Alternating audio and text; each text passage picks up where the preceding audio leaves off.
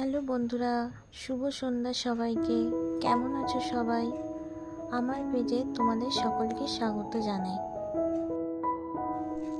আজকে আমি তোমাদের কাছে নতুন ব্লগ নিয়ে এলাম, যেখানে আমি তোমাদেরকে দেখাবো যে ময়দা রুটি কিভাবে নরম এবং সুস্বাদু হবে।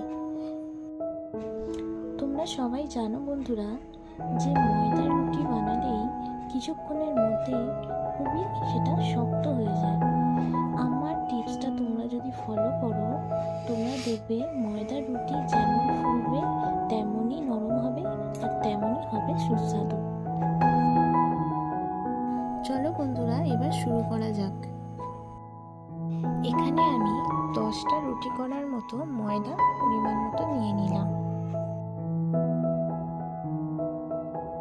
তারপরে এখানে দিয়ে দেবো পরিমাণ মতো নুন।